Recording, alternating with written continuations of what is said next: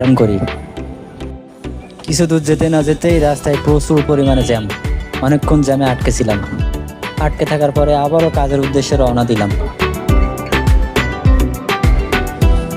অনেকক্ষণ বাইক চালানোর পরে ঠান্ডা লেগে যায়, তো একটা চায়ের দোকানে গেলাম, যাই চা খাইলাম, রুটি খাইলাম, খাইয়ে একবারে সকালের নাস্তাটা সেরে নিলাম।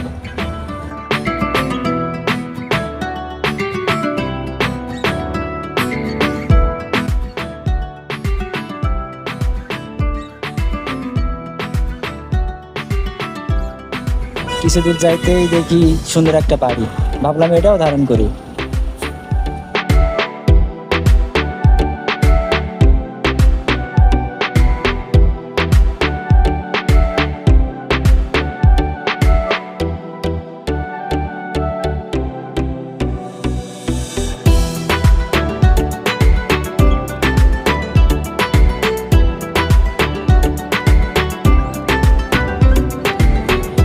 অবশেষে আমরা আমাদের কাজের স্থানে পৌঁছাই গেলাম।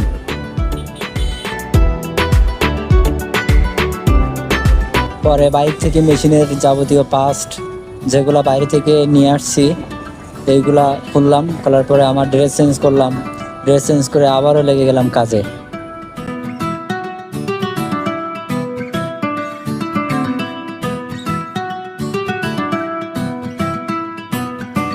এই মেশিনটি অনেক দিন ধরে পড়েছিল, অনেক ময়লা ছিল মেশিনে।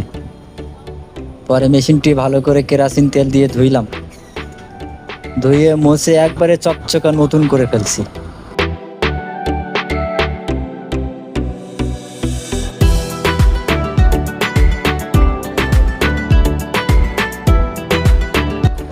আস্তে আস্তে মেশিনের কাজ প্রায় শেষ।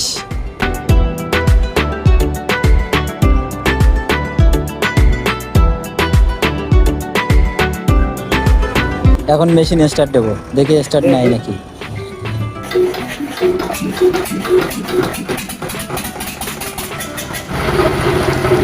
আলহামদুলিল্লাহ, মেশিন পুরোপুরি ওকে।